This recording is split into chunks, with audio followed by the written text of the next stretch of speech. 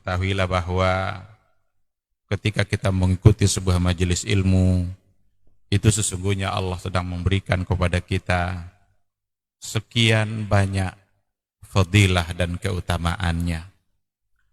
Karena sungguh sangat mulia orang-orang yang berada di majelis ilmu. Orang-orang yang berada di majelis ilmu adalah orang-orang yang akan dimudahkan baginya jalan menuju surga Allah. Dalam hadis dikatakan oleh Rasulullah sallallahu alaihi wasallam, "Man salaka tariqan yaltamisu fihi ilman, sahalallahu lahu tariqan ilal jannah." Barang siapa yang menempuh satu jalan di mana tujuannya adalah untuk mendapatkan ilmu, maka Allah akan mudahkan baginya jalan menuju surga. Surga itu perlu iman, dan mendapatkan surga itu perlu ilmu. Maka di majelis ilmulah kita bisa menumbuhkan iman kita, dan di majelis ilmulah kita bisa mendapatkan ilmu pengetahuan. Maka sering-seringlah menghadiri majelis yang bisa menambah iman kita dan juga bisa menambah ilmu, agar surga Allah itu benar-benar semakin dekat dengan kita bersama.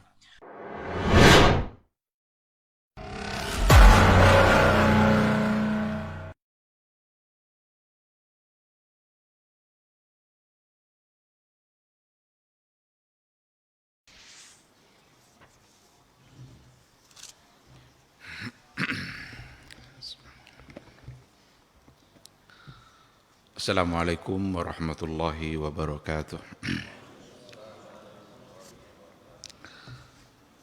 Innal hamdalillah nahmaduhu wa nasta'inuhu wa nastaghfiruh wa na'udzu billahi min shururi anfusina wa min sayyiati a'malina. May yahdihillahu fala mudhillalah wa may yudlilhu fala hadiyalah. Asyhadu an la ilaha illallah wahdahu la syarikalah wa asyhadu anna Muhammadan abduhu wa rasuluh la nabiyya ba'dah. Ikhwati fillah, ma'asyiral hadirin wal hadirat rahimani Allah wa iyyakum. Mari sama-sama kita kembali memperbanyak ungkapan puji dan syukur kepada Allah Subhanahu wa taala. Alhamdulillah, pada pagi yang penuh berkah ini kita kembali dimudahkan oleh Allah untuk melaksanakan kewajiban-kewajiban agama kita. Mudah-mudahan semua amal saleh yang sudah kita laksanakan itu hendaknya benar-benar kita laksanakan ikhlas karena Allah Subhanahu wa taala, untuk kemudian amal itu diterima, dimasukkan ke dalam catatan kebaikan kita. Karena salah satu dari syarat untuk diterima amal itu adalah ketika kita mengerjakannya benar-benar hanya untuk Allah Subhanahu wa taala. Mudah-mudahan keikhlasan kita semakin bertambah dan semangat kita untuk memperbanyak ibadah juga semakin bertambah. Sama-sama kita juga memperbanyak salawat dan salam untuk Rasulullah sallallahu alaihi wasallam. Allahumma salli ala Muhammad wa ala ali Muhammad. Mudah-mudahan sosok figur yang telah sempurna menyampaikan risalatul Islam itu hendaknya selalu kita tauladani. Hanya dia yang kita jadikan contoh, hanya dia tempat kita merujuk semua permasalahan-permasalahan agama yang kita hadapi.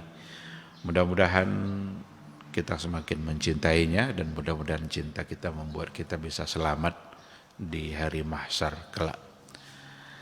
Kita berharap dari semua bentuk kecintaan yang sudah kita buktikan itu, dengannya kita bisa mendapatkan syafaat dari Rasulullah sallallahu alaihi wasallam atas izin Allah Subhanahu wa taala.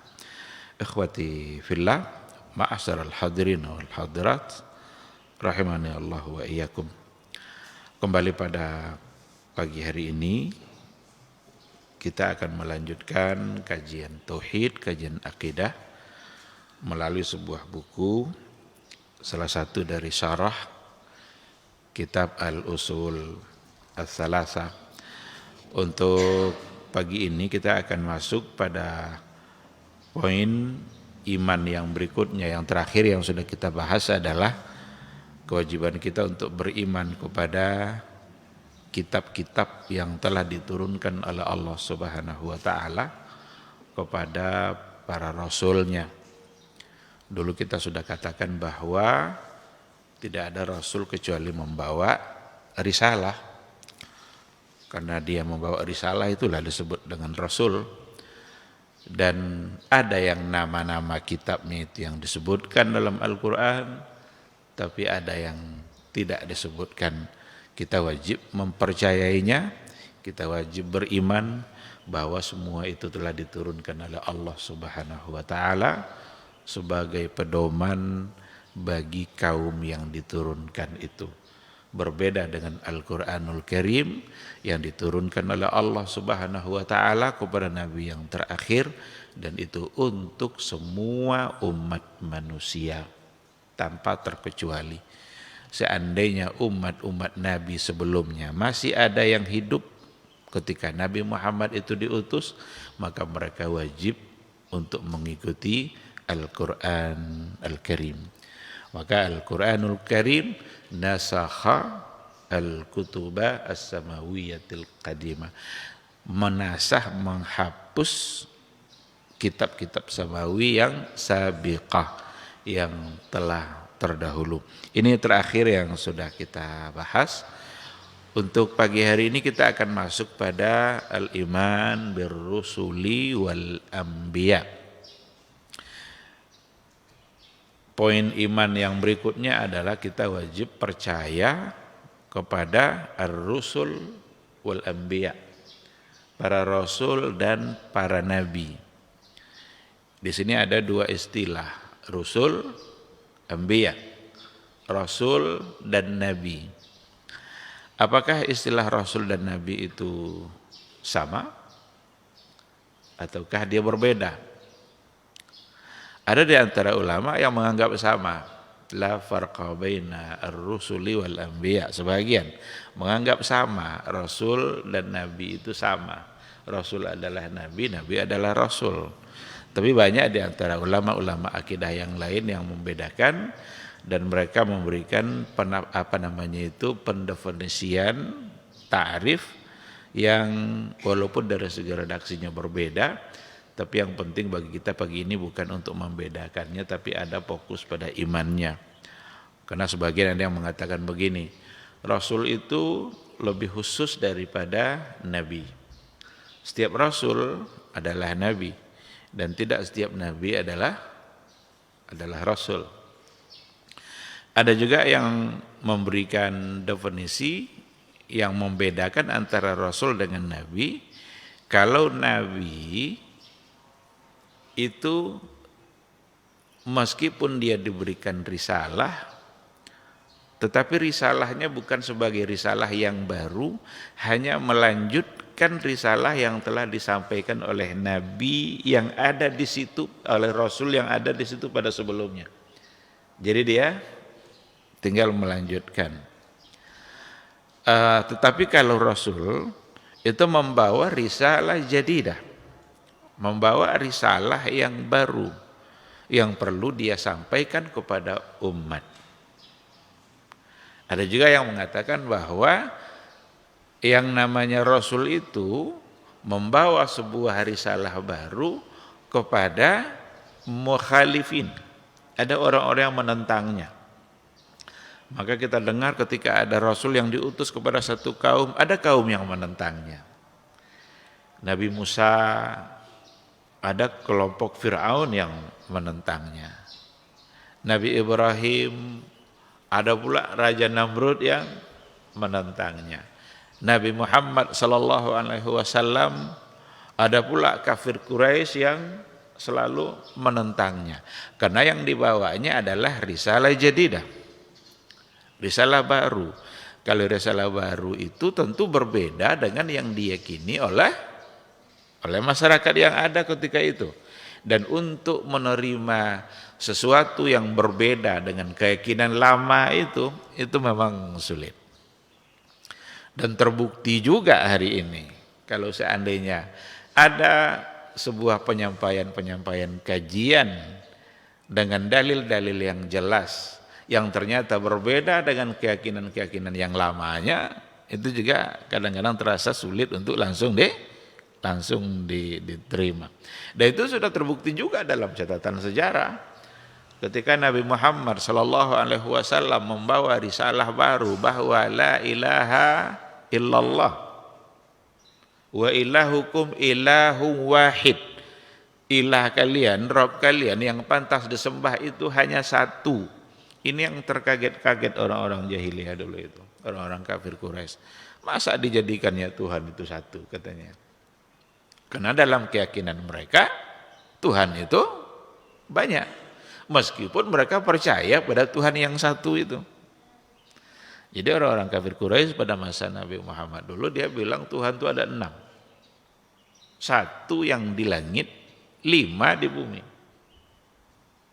Berarti percaya dia dengan yang satu yang ada di langit itu. Bahkan percaya juga dia kalau adanya di langit.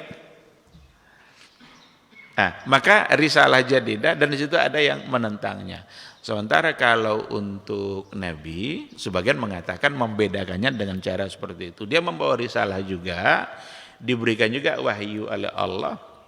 Karena itu akan membedakan nanti dia dengan manusia biasa. Dia diberikan wahyu. Cuma diturunkan kepada orang-orang yang memang sebelumnya sudah didatangi oleh seorang rasul yang lain dan dia melanjutkan dan dia tidak membawa kepada mukhalifin, kepada orang-orang yang menentangnya.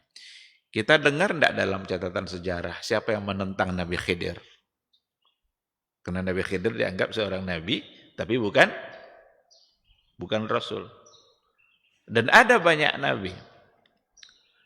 Ada juga yang memberikan perbedaannya bahwa sesungguhnya rasul diminta untuk tabligh, diminta untuk menyampaikan, sementara nabi tidak diminta untuk menyampaikannya, hanya untuk diri dia sendiri. Ini beberapa bentuk pendefinisian yang bisa kita baca dalam buku-buku akidah yang disampaikan oleh para ulama. Terlepas dari perbedaan itu semua, iman kepada Rasul itu menjadi satu kewajiban, karena itu bagian dari keimanan. Kalau kita bicara iman, berarti bicara perkara-perkara yang gaib. Mempercayai sesuatu yang gaib. Bukankah itu semua bagi kita adalah gaib? Bagaimana kita bisa mempercayai adanya Nabi Khidir? Karena bagi kita sesuatu yang gaib. Gaib itu ada al-ghaibul madhi, ada al-ghaibul hadir, ada al-ghaibul mustaqbal. Gaib itu ada gaib yang pada masa yang lalu. Ada yang gaib al-hadir pada masa sekarang. Dan ada yang al-ghaibul mustaqbal. Gaib juga tapi masa yang akan datang. Dan itu semua menjadi bagian dari keimanan kita. Nanti akan terjadi hari kiamat, mustaqbal. Nanti akan ada hisab. Kita ini ditimbang, dipertanggungjawabkan semua amal kita di hadapan Allah. Itu al-ghaibul mustaqbal. Jadi ada gaib yang pada masa lalu, ada yang masa sekarang, dan ada pula yang masa yang akan datang. Nah, beriman kepada Rasul ini adalah sesuatu yang harus kita lakukan. Dalam bentuk apa? Al-imanul jazim wa tasdiqut tam. Beriman secara kokoh, pasti, wa tasdiq at-tam, dan percaya secara sempurna. Bi anna Allah Ta'ala qad ba'atsa anbiya'an wa rusulan minan nas. Bahwa sesungguhnya Allah Subhanahu wa Ta'ala telah mengutus para nabi dan para rasul minan nas, dari kalangan manusia sendiri. Arsalahumullahu ta'ala lida'watin nasi ila ibadatihi wahdah la syarikalah wan nahyi anisyirki bihi allazi huwa ibadatut taghut. Jadi kita percaya bahwa sesungguhnya Allah Subhanahu wa taala telah mengutus mereka semua, baik nabi dan ataupun rasul dari kalangan manusia sendiri, di mana Allah mengutus mereka untuk lida'watin nasi ila ibadati, untuk mengajak manusia agar menyembah Allah saja, la syarikalah.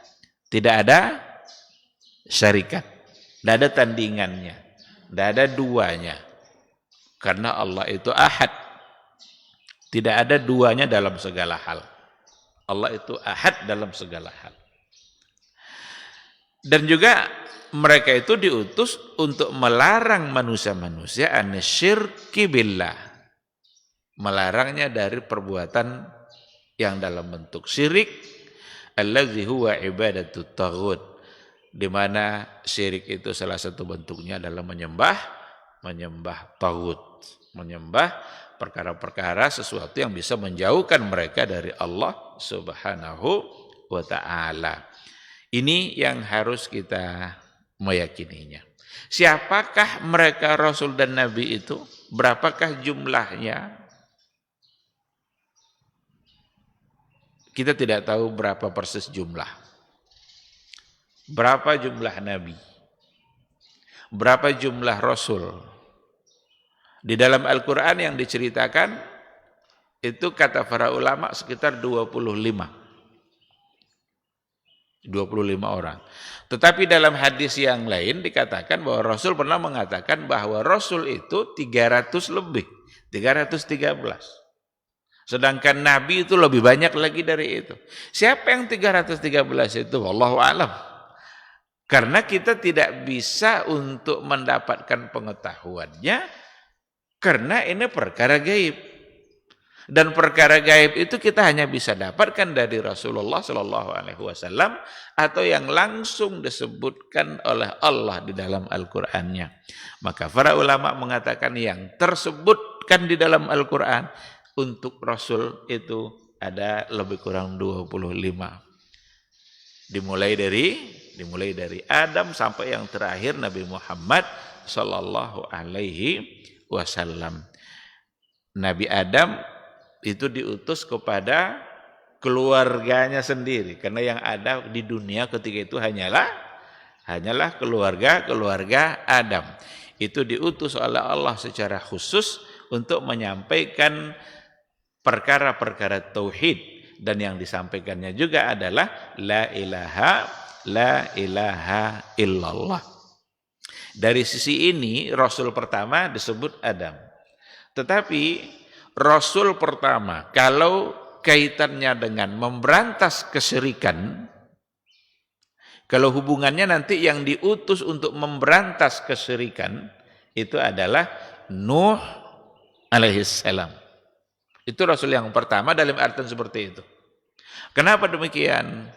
Karena sebelum Nabi Nuh diutus, sebelum masa itu, dari masa Nabi Adam sampai kemudian nanti datangnya Nabi Nuh, itu belum ada kesyirikan terjadi.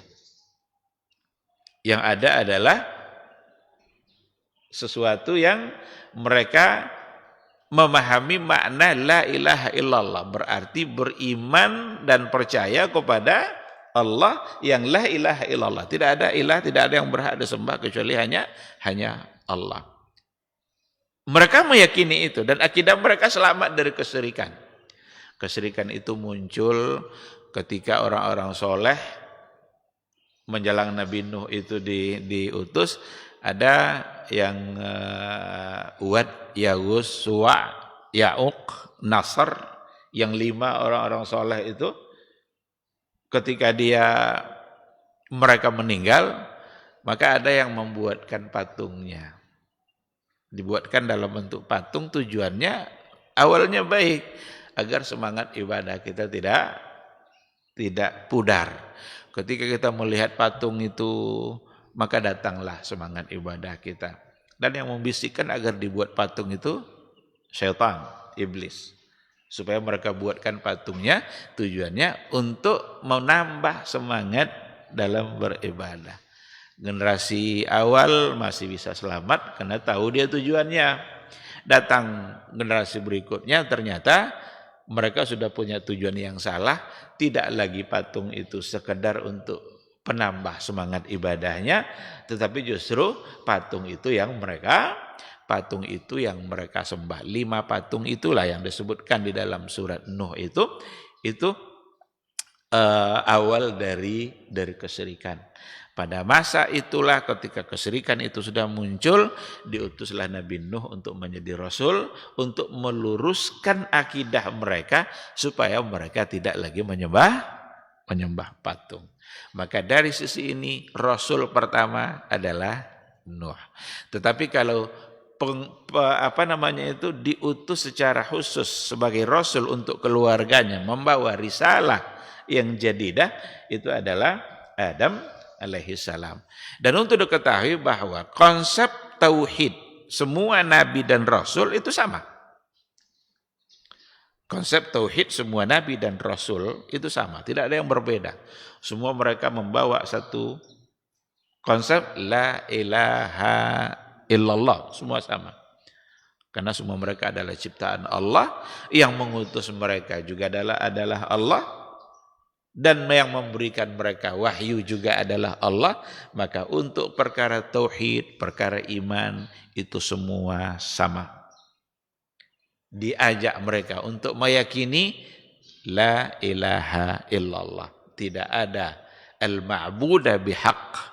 Karena arti dari kata la ilaha la ma'buda bihaqqin illallah, la muta'a bihaqqin illallah.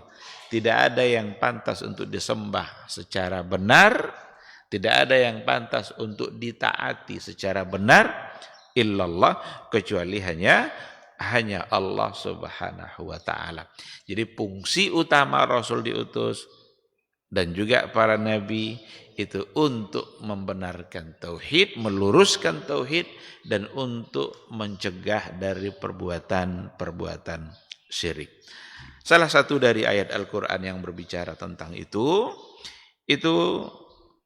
ada di antaranya dalam surat An-Nahl. Bismillahirrahmanirrahim. Wa laqad ba'atsna fi kulli ummatin rasulan. Sungguh telah kami utus fi kulli ummah, pada semua umat. Siapa yang diutus oleh Allah? Rasulan. Kami utus untuk semua umat itu Rasul. Berarti tidak ada umat yang tidak diutus Rasul. Barangkali inilah mungkin alasan alasan sebagian yang menyamakan antara Rasul dengan Nabi. Karena ada di antara ulama yang mengatakan la farqa baina ar-rusuli wal anbiya. Tidak ada beda antara Rasul dengan anbiya. Karena ayat ini mengatakan kami utus untuk semua umat Rasul. Ani'budullah wajtanibut taghut. Untuk apa Rasul itu diutus? Ani'budullah. Sembahlah Allah, wajtanibu at-taghut. Dan jauhilah taghut. Taghut itu apa saja? Kalau bisa membuat kita jauh dari Allah. Kalau dulu patung-patung yang mereka sembah, mereka lebih mentaati Tuhan-Tuhannya yang lain selain daripada Allah. Berarti itu semua bisa disebut sebagai taghut. Raja-raja yang mereka sembah, raja itu bisa disebut sebagai taghut. Maka Fir'aun itu taghut. Idhaba ila fir'auna innahu tagha. Jadi perintah Allah kepada Nabi Musa dan Nabi Harun, idhaba ila fir'aun. Pergilah kalian berdua menemui Fir'aun. Innahu tagha. Tagha itu taghut. Karena Fir'aun itu telah melampaui batas. Apa makna melampaui batas di sini? Sikapnya tidak lagi sewajar sikap sebagai seorang raja. Karena dia raja tapi sudah menempatkan dirinya sebagai Tuhan. Dia bilang ana rabbukumul a'la. Saya ini Tuhan kalian yang maha tinggi. Maka Kalau seandainya sudah sampai seperti itu berarti dia adalah taghut. Namrud yang ada pada masa Nabi Ibrahim itu juga adalah taghut. Jadi ubudullah wajtanibut taghut. Beribadahlah, sembahlah hanya Allah dan jauhilah taghut. Dalam ayat lain dikatakan wa ma kunna mu'adzibina hatta nab'atsa rasula. Tidaklah kami menyiksa, wa ma kunna mu'adzibina. Jadi kata Allah, tidaklah kami menyiksa satu kaum karena dosanya hatta nab'atsa rasula, sampai kami utus dulu untuk mereka rasul. Jadi Allah Subhanahu wa taala hakim, alim, maha bijaksana, maha mengetahui. Allah tidak akan menghukumi satu kaum dengan dosa-dosa yang telah dia lakukan kecuali kalau sudah diutus dulu seorang rasul. Datang rasul, disampaikannya ini salah, ini syirik, tinggalkan ini. Yang benar adalah ini yang tauhid. Ketika itu sudah dilakukan, sudah didatangkan kepada mereka rasul, lalu mereka tetap saja berbuat syirik. Pantas tidak mendapatkan sanksi siksaan dari Allah. Pantas, karena dia sudah diingatkan. Maka fungsi Rasul adalah untuk mengingatkan. Dan itu bentuk dari rahmat dan kasih sayang Allah kepada hambanya. Baik, ikhwati fillah ma'asyiral hadirin wal hadirat rahimani Allahu wa iyyakum. Dikarenakan oleh beriman kepada para nabi dan rasul itu adalah bagian dari perkara-perkara gaib yang kita tidak bisa tahu kecuali hanya berdasarkan kepada dalil-dalil yang ada. Oleh karena itu keyakinan kita kepada mereka haruslah sesuai dengan apa yang diinformasikan atau berdasarkan kepada apa yang didapatkan baik di dalam Al-Quran maupun di dalam hadis-hadis Rasulullah sallallahu alaihi wasallam. Karena ada perkara gaib. Bagaimana mungkin kita bisa mendapatkannya, mencoba untuk main tebak-tebakan kalau seandainya kita tidak punya landasan yang jelas. Bahkan untuk menentukan siapa-siapa saja nama Rasul, kita tidak akan bisa tahu. Kecuali yang ada di dalam Al-Quran atau yang disampaikan oleh Rasulullah Sallallahu Alaihi Wasallam. Kalaulah tadi dalam satu riwayat dikatakan bahwa Nabi mengatakan Rasul itu 313, yang disebutkan hanya 25, siapa lagi selain daripada yang 25 itu? Wallahu a'lam. Kita hanya percaya kalau dia ada. Nabi itu jumlahnya lebih banyak lagi. Siapa-siapa aja, wallahu a'lam. Kecuali sesuatu yang memang ada, yang ada di dalam Al-Quran ataupun hadis Rasulullah Sallallahu Alaihi Wasallam.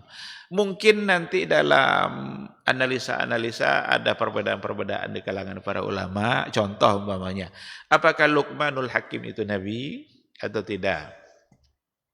Luqman, ada surat Luqman, ada wasiat-wasiat Luqman yang sangat terkenal kepada anak-anaknya kan. Jangan kamu berbuat syirik, jangan sombong dalam kehidupan dunia ini, jangan takabur, la tamshi fil ardi maraha, berjalan jangan berlagak sombong dan lain sebagainya. Itu kan semua wasiat-wasiat. Nah, ada di kalangan para ulama untuk mencoba mendiskusikan apakah dia adalah nabi atau tidak. Berarti hal-hal yang seperti itu mungkin saja untuk diperselisihkan. Sebagian ada yang bilang itu adalah nabi. Kalau untuk Khidir diyakini seperti itu. Dan juga Nabi Musa pernah diperintahkan untuk ketemu dengan Nabi Khidir. Jadi suatu ketika ditanya Allah siapa yang paling alim di antara kalian? Nabi Musa terlanjur untuk mengatakan bahwa dialah yang paling alim.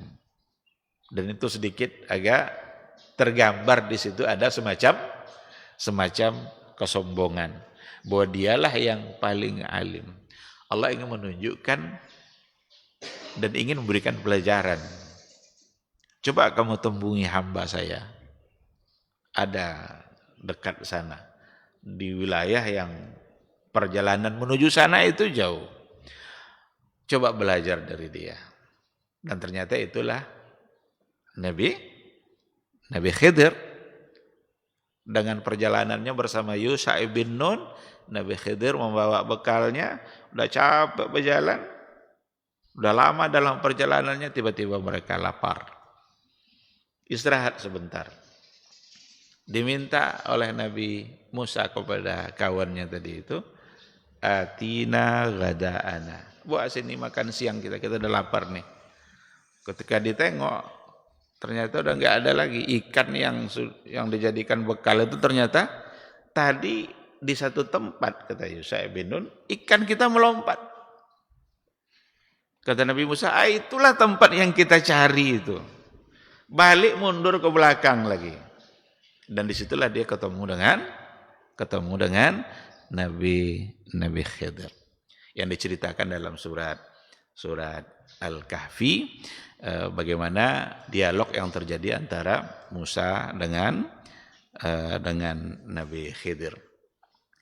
Hal attabi'uka ala an tu'allimani mimma 'ullimta rusyda. Boleh enggak saya ikut kamu, kata Nabi Musa, tapi kamu ajarkan saya apa yang telah Allah berikan ilmu itu kepada kamu. Nabi Khidir bilang, innaka lan tastati'a ma'iya sabra. Kamu tidak akan sanggup sabar kalau ikut sama saya. Berjanjilah Nabi Musa ini untuk tidak apa-apa, nanti saya akan tetap sabar. Nah, kasih syarat, jangan nanya-nanya nanti. Kalau terjadi sesuatu jangan nanya-nanya, tengok saja dulu. Nah, mulailah dia dalam perjalanan kan. Pertama sekali naik sampan, naik kapal menyeberang. Sampai ada seberang, dibocorkan sampan yang begitu bagus itu. Kok dilubangi kapal yang bagus ini? Nah, kan tadi saya bilang kamu tidak sabar. Nah, ada sabar katanya. Udah, sekali lagi ini dimaafkan. Ketemu lagi dengan anak kecil. Dibunuh langsung sama Nabi Khidir. Heran Musa, ngapa dibunuh dia? Dia kan anak kecil, orang suci begini. Kan ada 2 kali nih kamu tidak sabar katanya. Sekali lagi kalau kamu nanya, kita berpisah. Sampai 3 kali, yang ketiganya adalah ketika bekal mereka habis, tidak ada yang mau menjamu mereka untuk memberikan makan. Padahal dua-duanya, satu Musa, satu Khidir, satu Rasul, tapi tidak ada satupun masyarakat yang mau memberikan jamuan karena orangnya bakhil-bakhil semua, pelit-pelit semua. Ketemulah satu rumah yang hampir roboh, dibangunkan oleh Nabi Khidir dengan tanpa upah. Kata Nabi Musa, kan dari sini kan kamu bisa nih minta upah nih, kok mau aja bangun tanpa diberikan sesuatu? Ada 3 kali dah. Hadza firaqu baini wa bainak. Ini saatnya kita berpisah. Diceritakanlah kenapa itu terjadi. Dan itu sebagai peringatan kepada Nabi Musa bahwa tidak boleh mengatakan bahwa kita ini yang paling alim. Kalau sudah diberikan ilmu oleh Allah Subhanahu wa taala, tidak lagi ada orang yang lebih cerdas dari dia. Dialah orang yang paling tahu, dialah orang yang paling benar. Ternyata itu satu sikap yang salah. Seorang rasul saja yang diutus kepada satu kaum, ternyata dia diminta untuk mengetahui sesuatu dari orang yang lebih bawah atau bukan dari seseorang yang bisa saja dianggap statusnya, karena Khidir bukan sebagai seorang rasul. Tapi jangan pula dipelintir-pelintir kisah seperti ini. Jangan pula dianggap nanti Nabi Musa itu belajar segala hal dari Nabi Khidir. Karena ada orang yang sampai Ada keyakinan yang seperti itu. Yang diambil dari Nabi Khidir oleh Nabi Musa, 3 poin tadi. Selainnya itu wahyu yang diberikan oleh Allah kepada Nabi Musa untuk disampaikan kepada kaumnya. Jadi bukan pula berarti nanti Nabi Musa itu menjadi muridnya Nabi Khidir dalam berbagai hal, sehingga Nabi Khidir lebih alim dalam segala hal daripada Nabi Musa. Nabi Khidir lebih tahu daripada Nabi Musa pada 3 hal ini. Karena memang yang memberitahukannya juga adalah Allah. Bukan yang lain. Karena yang memberitahu kepada Nabi Khidir tentang yang 3 tadi itu juga adalah Allah Subhanahu wa taala. Khidir sendiri tidak akan pernah tahu kalau seandainya Allah tidak memberitahukan.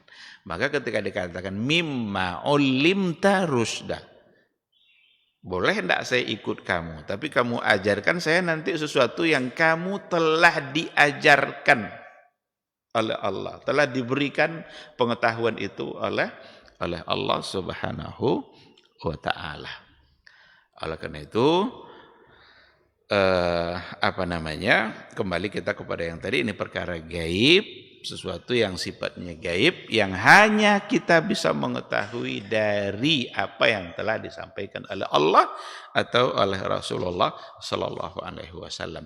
Di luar itu maka jangan coba-coba memberikan atau mendatangkan keyakinan-keyakinan seandainya tidak punya alasan yang jelas. Apa contohnya yang lain terkait dengan Nabi Khidir ini? Karena banyak sekali hal-hal yang terjadi dalam keyakinan-keyakinan, apalagi seperti orang-orang sufi. Sebagian dari kalangan sufi yang punya keyakinan-keyakinan tentang Nabi Khidir. Bahkan katanya Nabi Khidir sampai hari ini itu bisa datang ke majelis-majelis mereka. Ada juga di antara tokoh-tokoh sufi itu yang mengaku bahwa dia belajar langsung dari Nabi Khidir. Ketemu dengan Nabi Khidir. Pertanyaannya, apakah sampai sekarang Nabi Khidir masih hidup atau sudah wafat? Kalau kita bawa kepada pandangan para ulama, ada memang di antara sebagian ulama yang menganggap dia masih hidup. Tetapi perkara gaib ini harus didukung oleh dalil. Karena dia masalah gaib. Kalau dikatakan bahwa Nabi Isa itu masih hidup dan nanti akan diturunkan, jelas ada ayat. Karena Nabi Musa itu mereka tidak membunuhnya, wa ma qataluhu wa ma salabuhu, tidak mereka salib, tidak mereka bunuh, walakin subbiha lahum. Tapi Nabi Isa itu diserupakan dengan mereka. Kemudian Allah angkat ke atas langit. Ada nas. Jelas dalilnya. Nabi Khidir, apa yang bisa dijadikan alasan pasti bahwa dia sampai sekarang masih hidup, dan itu perkara gaib. Oleh karena itu ulama-ulama besar seperti Imam Bukhari itu meyakini bahwa Nabi Khidir sudah wafat. Meskipun ada sebagian di antara ulama-ulama pada masa dahulu itu yang cenderung untuk mengatakan dia masih hidup. Tapi yang lebih kuat dalam persoalan ini itu adalah bahwa Nabi Khidir sudah wafat. Termasuk Imam Bukhari dalam satu keterangan di sebuah buku itu dia termasuk yang mengatakan bahwa sudah wafat. Karena tidak ada keterangan yang jelas mengatakan bahwa dia masih hidup. Andaikan pun masih hidup, seandainya memang masih hidup, maka Nabi Khidir wajib mengikuti apa yang ada dalam syariat Nabi Muhammad sallallahu alaihi wasallam. Jadi kalau seandainya ada orang yang ngaku-ngaku belajar langsung kepada Nabi Khidir lalu mendatangkan satu bentuk pelajaran yang di luar dari yang diajarkan oleh Nabi Muhammad sallallahu alaihi wasallam atau bertentangan dengan yang diajarkan oleh Nabi Muhammad, maka pasti itu salah. Karena tidak mungkin lagi dia memberikan ilmu yang berbeda. Itu pun kalau seandainya memang masih hidup. Karena banyak pengakuan-pengakuan, banyak khurafat-khurafat dalam persoalan ini, banyak penyimpangan-penyimpangan yang menyatakan seperti tadi. Nah, dia dalam majelisnya ternyata di depannya ada Nabi Khidir, dan hanya dia pula yang tahu sendiri, yang lain tidak. Nah, ini semua adalah khurafat yang tidak boleh untuk dipercaya. Dalil-dalil yang ada di antaranya yang dijadikan sebagai satu riwayat, tapi dikatakan itu sebagai riwayat yang palsu. Bahwa pernah Nabi Muhammad SAW dalam satu keadaan tiba-tiba mendengar suara yang ada di belakang. Ketika Nabi menoleh ke belakangnya, dikatakan bahwa ternyata itu adalah Nabi Khidir. Ada riwayat seperti itu. Tapi para ulama menghukumi riwayat itu sebagai riwayat yang tidak sahih, bahkan riwayat yang maudhu atau mungkar, palsu. Tidak ada sandaran sanad yang jelas yang sampai kepada Nabi Muhammad SAW. Dan justru dalil-dalil pendukung bahwa itu sudah Nabi Khidir sudah wafat, itu justru yang lebih banyak. Apa contohnya? Ketika terjadi perang Badar,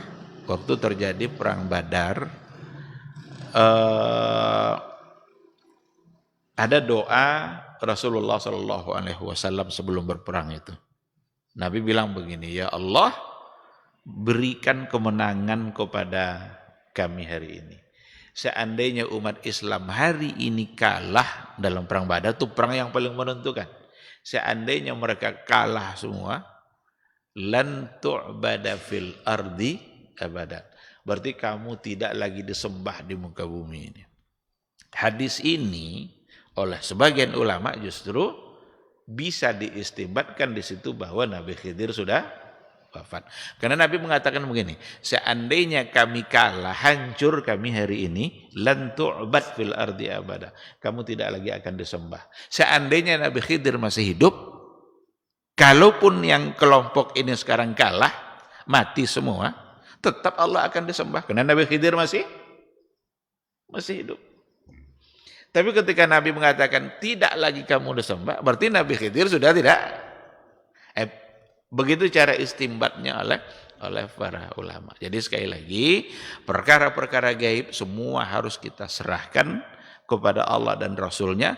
Semua harus kita carikan referensi yang jelas dari Al-Quran dan Sunnah Nabi. Tidak boleh kita membuat pernyataan di luar dari keterangan-keterangan yang memang didukung oleh dalil-dalil yang ada. Itulah sebabnya ia menjadi bagian dari perkara iman. Ikhwati fillah, beriman kepada Rasul itu mencakup beberapa hal selain daripada yang tadi sudah kita sampaikan. Kalau yang tadi kan kita beriman secara terperinci dengan mereka yang telah disebut-sebutkan langsung namanya, dan beriman juga secara global dengan Nabi dan Rasul yang tidak diberikan penjelasan. Itu harus.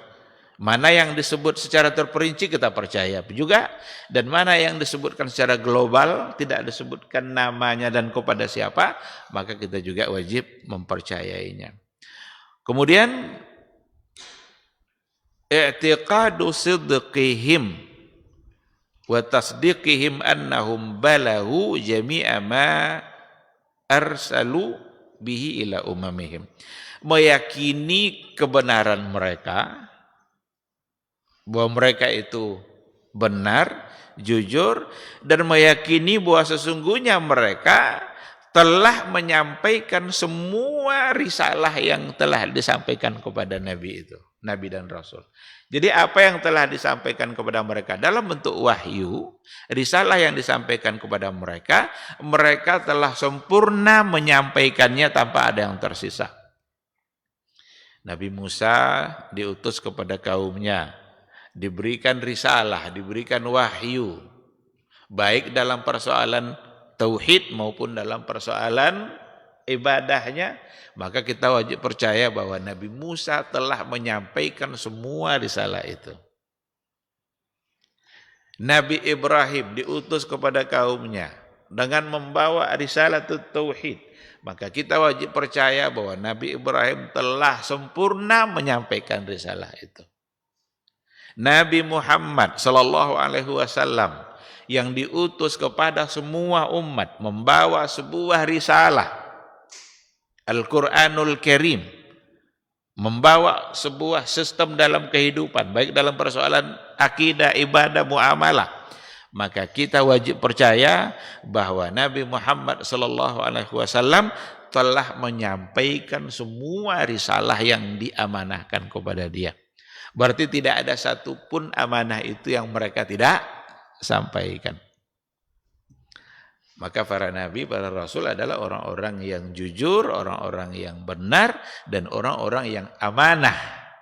Mereka telah menyampaikan apapun yang mereka diminta oleh Allah untuk menyampaikannya. Wa annahum bayyanuhu bayanan wadihan, bahwa mereka telah memberikan penjelasannya secara jelas.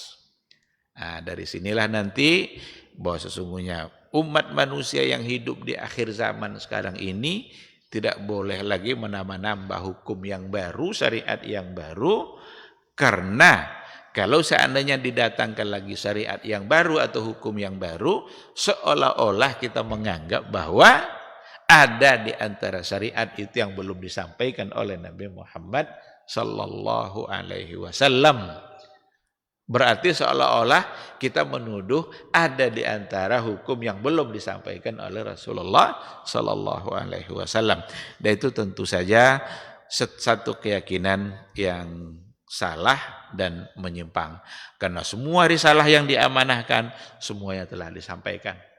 Ketika Nabi mengatakan Al-Quran, Allah mengatakan dalam Al-Quran, Al-yawma akmaltu lakum dinakum. Hari ini telah aku sempurnakan agamamu. Sempurna sudah. Nabi pun sudah sempurna menyampaikan risalah itu. Tidak ada yang tersisa. Oleh karena itulah kita tidak boleh menambah ibadah-ibadah baru. Karena ibadah itu perkara yang harus datang dari Nabi kita. Dan Nabi sudah sempurna. Kita cukupkan saja dengan yang disampaikan oleh beliau, maka selamat kita. Tanpa ada satupun yang kita tambah dan tanpa ada satupun yang kita coba untuk menguranginya. Menguranginya maksudnya mengeluarkan dari kewajiban yang telah ditetapkan. Maka dulu ketika Nabi wafat muncul orang-orang murtad. Sebagian mereka yang murtad itu menganggap bahwa tidak ada lagi kewajiban zakat. Karena kewajiban zakat mereka anggap adanya pada masa Nabi hidup. Ketika Nabi wafat, dianggapnya kewajiban zakat sudah tidak ada. Orang seperti itu dianggap sebagai orang yang murtad oleh Abu Bakar As-Siddiq dan mereka diperangi bahkan dibunuh. Diprotes oleh Umar Ibn Al-Khattab, kenapa kamu bunuh? Bukankah dia mengucapkan syahadatain? Bukankah dia mengucapkan 2 kalimat syahadat? Sementara dalam hadis dikatakan, Umar pernah mengatakan, umirtu an uqatilan nas. Saya diperintahkan oleh Nabi untuk memerangi manusia sampai mereka bersyahadat, kecuali kalau mereka sudah bersyahadat. Berarti syahadat membuat darah mereka terselamatkan, tidak boleh ditumpahkan. Nah, Umar bin Al-Khattab, saya tidak akan membeda-bedakan antara orang yang menolak untuk membayar zakat dan orang yang menolak untuk mengucapkan 2 kalimat syahadat. Oleh karena itu, penolakan dari kewajiban zakat berarti mengurangi apa yang telah ditetapkan oleh Nabi.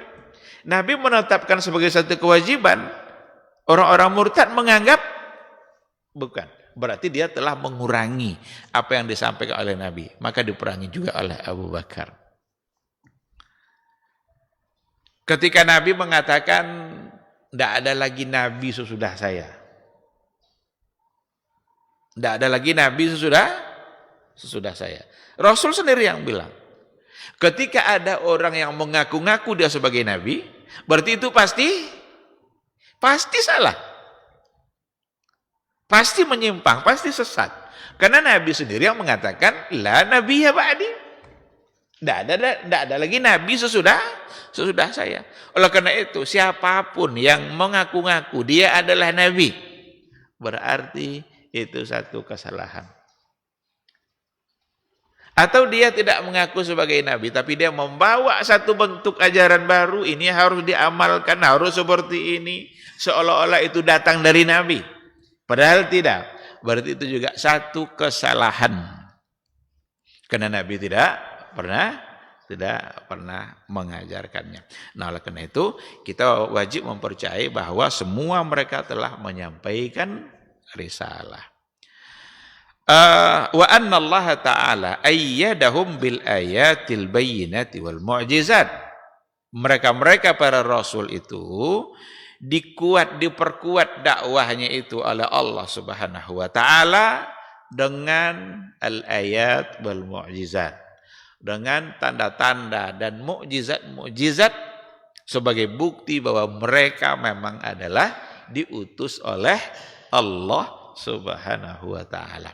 Mukjizat itu perkara sesuatu yang di luar daripada kebiasaan, sesuatu yang mencengangkan, menakjubkan, khawariqul adah, dan itu enggak sama seperti kebiasaannya. Dan yang seperti itu hanya bisa datang dari Allah Subhanahu wa Ta'ala. Tongkat bisa jadi ular, laut bisa terbelah hanya karena dilemparkan tongkat oleh Nabi Musa. Nabi Musa pun tidak tahu tuh kalau laut itu akan terbelah. Dia hanya mentaati saja. Ketika Allah suruh lemparkan tongkat, udah lemparkan. Ketika terbelah laut, barulah Nabi Musa tahu, oh ini rupanya maksudnya. Karena itu datang dari Allah. Maka mukjizat itu tidak bisa dibuat-buat seperti itu. Kalau untuk para nabi kan namanya mukjizat. Tapi ada nanti istilah karamah. Al-karamah itu satu kemuliaan, sesuatu yang dimiliki, yang ada pada, bukan dimiliki, yang ada pada seseorang yang Allah berikan sebagai bentuk kemuliaan. Karamah namanya. Pada orang-orang yang alim, orang-orang yang dekat dengan Allah, bisa saja mereka punya karamah, tetapi karamah itu bukan rekayasa. Dan bahkan tidak bisa diulang. Apa contoh karamah itu? Umpama waktu peperangan Al-Qadisiyah yang dipimpin oleh Sa'ad bin Abi Waqqas. Sa'ad bin Abi Waqqas itu adalah sahabat Rasulullah SAW, orang yang mulia, orang yang dekat dengan Allah. Dia yang memimpin perang Qadisiyah diminta oleh Umar bin Al-Khattab menuju satu tempat. Kebetulan antara mereka dengan musuh itu ada sungai, dan sungai itu sungai yang dalam. Mereka tidak punya jembatan untuk melewati sungai itu. Tidak punya jembatan. Sementara musuh ada di seberang sana. Apa yang mereka lakukan? Tawakkal 'ala Allah, bertawakal kepada Allah. Kita lewati terobos sungai ini, seolah-olah mereka melewati jembatan. Itu baru disebut sebagai al-karamah dan tidak bisa diulang lagi. Adapun kalau seandainya ada orang tidak bisa ditusuk oleh pisau, kemudian tidak basah oleh hujan dan lain sebagainya, dan diulang-ulang itu dalam kehidupan dia kapan dia mau, itu bukan karamah, itu sihir. Mereka bukan wali Allah tapi wali syaitan. Maka ada sebuah buku yang ditulis oleh Syekhul Islam Ibn Taimiyah, Al-Furqan Baina Auliya'ir Rahman wa Auliya'is Syaitan. Beda antara wali Allah dan wali syaitan. Kalau wali Allah, ada kemuliaan-kemuliaan yang diberikan oleh Allah, tapi bukan sebagai sebuah rekayasa. Ada orang yang kebal, tidak bisa ditusuk dan lain sebagainya. Itu bukan sebagai sebuah karamah. Tidak bisa kita pastikan. Sampai dulu kita buktikan bagaimana kedekatan dia dengan Al-Quran dan Sunnah. Ulama dulu menilainya seperti itu.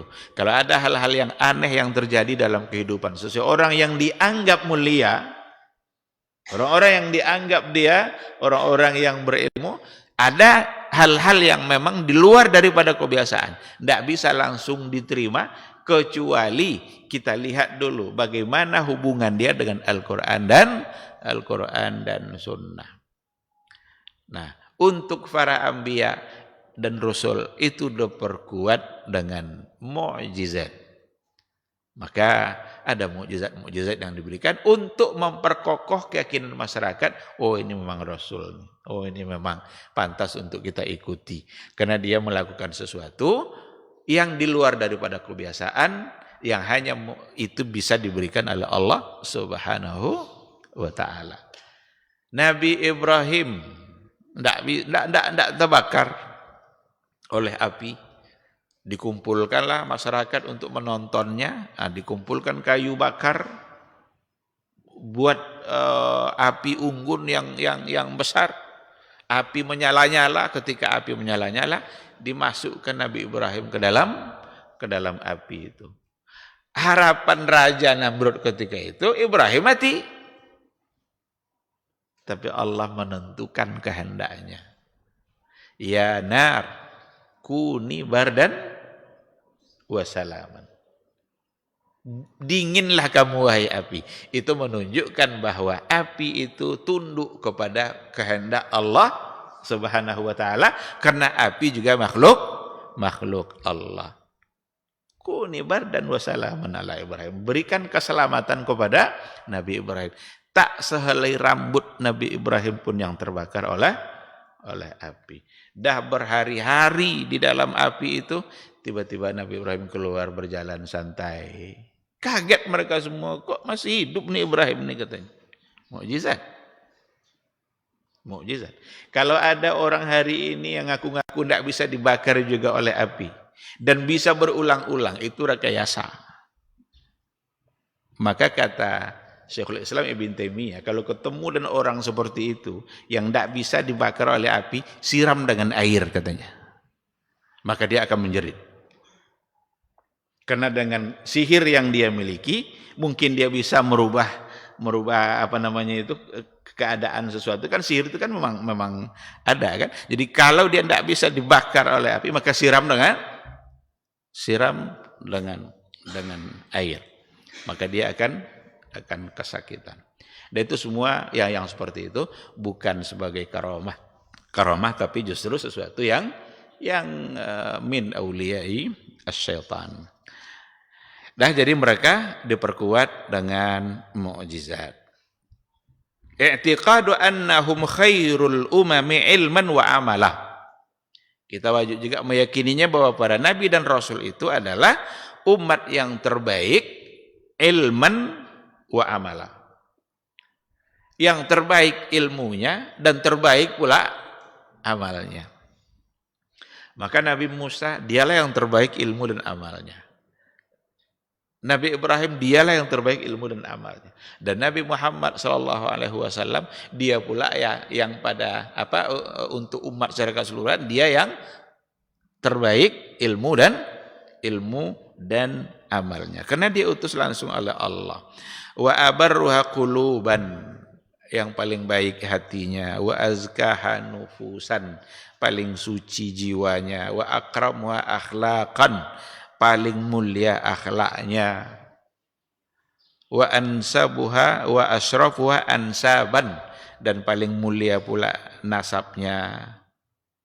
Itu kemuliaan-kemuliaan yang dimiliki oleh para nabi. Ma'sumuna minal kadhibi wal khiyanati wal kitman. Mereka terpelihara dari bohong, dari khianat, menyembunyikan kebenaran. Semua rasul itu terpelihara dari sifat-sifat yang seperti itu. Ikhwati fillah, wahum minal insi rijal. Mereka adalah diutus dari kalangan manusia tapi dari laki-laki. Maka ada yang bertanya, ada enggak nabi dan rasul itu dari pihak perempuan? Apakah Maryam itu nabi?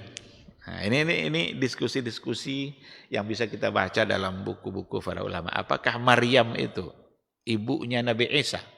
Itu nabi atau tidak?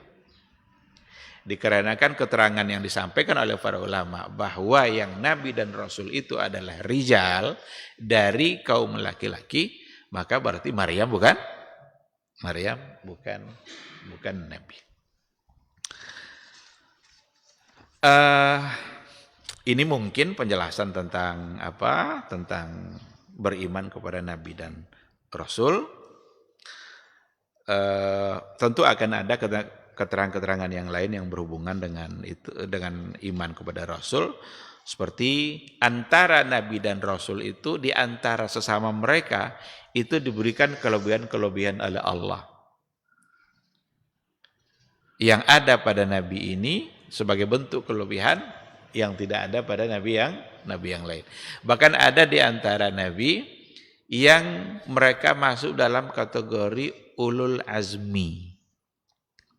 Ada 5 orang kan yang masuk dalam kategori ulul azmi. Nabi Ibrahim, Nabi Musa, mereka yang menghadapi cobaan-cobaan berat dalam kehidupan dari umatnya dan mereka sanggup untuk menghadapi itu. Atau diberikan cobaan ujian berat oleh Allah dan mereka sanggup dalam menghadapinya. Termasuk Nabi Muhammad SAW. Nabi Ibrahim itu mengalami ujian yang luar biasa beratnya. Diminta menyembelih anak. Baik ujian yang langsung datang dari Allah atau keadaan umat yang dia hadapi. Karena pada masa dia diutus hanya dialah yang beriman kepada Allah. Bersama satu istrinya Sarah. Yang lain enggak. Begitulah cobaan-cobaan yang dia hadapi. Maka beratnya cobaan dan mampu menghadapi itu membuat sebagian dari Rasul itu masuk dalam kategori yang disebut dengan ulul azmi. Maka tilkar rusulu faddalna ba'dahum ala ba'd. Tilkar rusul, itulah para rasul yang telah kami berikan kelebihan sebahagiannya atas sebahagian yang lain. Karena waktu barangkali kita cukupkan sampai di sini perkara yang berkaitan dengan beriman kepada Rasul. Maka ini adalah keyakinan yang menentukan dalam keimanan kita. Kita harus mempercayai mereka sesuai dengan apa yang telah disampaikan oleh Allah dan oleh Rasulullah sallallahu alaihi wasallam. Dan satu poin yang terakhir, bahwa sesungguhnya para nabi dengan para rasul ketika mereka diberikan berbagai macam bentuk kemuliaan oleh Allah Subhanahu wa taala. Tetapi satu kata kunci yang perlu diyakini, walaisa lahum min khasa'isir rububiyyati wal ilahiyyati syai'. Tidak ada di antara mereka satupun yang memiliki kekhususan yang hanya ada pada Allah Subhanahu wa taala, seperti rububiyah dan uluhiyah.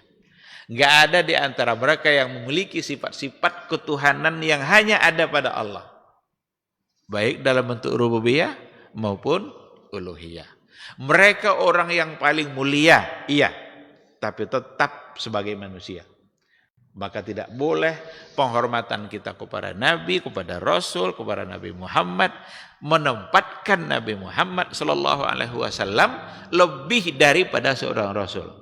Karena Nabi Muhammad tidak memiliki sifat-sifat ketuhanan. Jangan disandarkan kepada Nabi Muhammad hal-hal yang harus hanya disandarkan kepada Allah Subhanahu wa taala. Nabi Muhammad tidak bisa mengabulkan doa. Nabi Muhammad tidak bisa menyembuhkan orang yang sakit. Itu semua diberikan oleh Allah Subhanahu wa taala. Maka ketika ada orang yang buta datang menemui Nabi Muhammad sallallahu alaihi wasallam, ya Rasulullah, saya ini kan buta nih. Tolong doakan saya agar sehat, agar bisa melihat. Didoakanlah oleh Rasul, lalu yang buta tadi bisa melihat. Apakah Rasul yang menyembuhkan? Nah, Rasul berdoa memohon kepada Allah Subhanahu wa taala sehingga yang buta bisa melihat. Ketika lama tidak hujan, mereka bilang, ya Rasulullah, lama tidak hujan. Ternak kami banyak yang mati, kebun kami pada kering semua. Tolong doakan ya Rasulullah agar hujan turun. Berdoalah Nabi lalu turun hujan. Apakah Rasul yang menurunkan hujan? Tidak. Yang menurunkan hujan adalah Allah dan Rasul berdoa. Oleh karena itu, ketika Nabi sudah wafat, sudah dikuburkan, jangan lagi meminta seperti itu kepada Rasul. Ketika Nabi masih hidup, bisa dilakukan itu. Karena Nabi bisa langsung berdoa, kalau Nabi mau. Tapi ketika Nabi sudah wafat, datang lagi ke kubur Nabi lalu meminta-minta agar Nabi menyampaikan kepada Allah, maka jadi syirik. Nggak boleh lagi dilakukan. Dan tidak ada satupun sahabat yang melakukan itu. Kalaulah memang masih boleh meminta kepada Nabi seperti dia masih hidup, maka kesulitan-kesulitan yang dihadapi oleh sahabat langsung mereka akan laporkan kepada Nabi. Tapi tak satupun mereka yang melakukannya.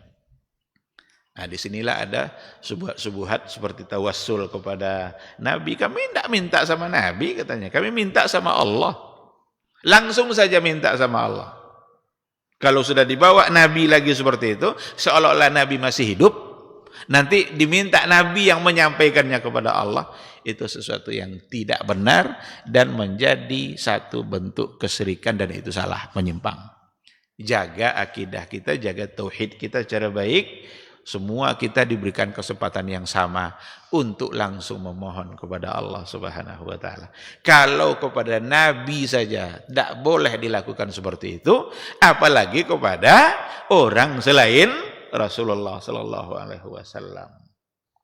Ada tokoh-tokoh kiai-kiai yang sangat soleh, meninggal dia, didatangi kuburannya, lalu dijadikan bertawassul, meminta kepada orang soleh tadi, menyampaikan kepada Nabi. Itu sesuatu yang salah, kita harus waspadai ini. Kita harus berhati-hati. Jangan lakukan, karena memang ini persoalan akidah yang tidak boleh kita rusak dengan kesyirikan-kesyirikan sekecil apapun. Dan syirik itu akibatnya sangat fatal. Wallahu subhanahu wa ta'ala alam. Ini mungkin yang bisa kita sampaikan pada pagi hari ini. Mudah-mudahan bermanfaat insyaallah. Apakah ada pertanyaan? Cukup segera. Sekali lagi semoga majelis ini menjadi ibadah bagi kita. Majelis yang memberikan ketenangan jiwa, majelis yang bisa selalu menambah ilmu dan wawasan kita serta menambah semangat untuk beribadah dan semoga Allah mencatatnya sebagai kebaikan insyaallah. Subhanakallahumma wa bihamdika asyhadu an la ilaha illa anta astaghfiruka wa atubu ilaik. Wassalamualaikum warahmatullahi wabarakatuh. Di para sahabat itu kaum muslimin, yang terbayang bagi mereka itu adalah infak. Yang terbayang bagi mereka adalah sebuah kebahagiaan, keselamatan di akhirat yang kekal dan abadi di sisi Allah tabaraka wa taala. Semua kita boleh klaim sekarang. Kamu cinta Nabi? Cinta Ustaz. Cinta Nabi? Cinta Ustaz. Termasuk saya. Cinta Nabi? Cinta. Kapan tahunya? Besok di akhirat. Maka apa kata Nabi sallallahu alaihi wasallam? Amalur rajuli biyadihi. Penghasilan yang terbaik adalah pekerjaan yang dilakukan oleh seseorang dengan tangannya sendiri. Wa kullu bai'in mabrur. Dan setiap jual beli yang mabrur. Ini aktivitas ini membantu saya di akhirat atau akan menyulitkan saya di akhirat. Kalau seandainya perbuatan itu ternyata akan menyulitkan kita di akhirat kelak, tinggalkan perbuatan itu.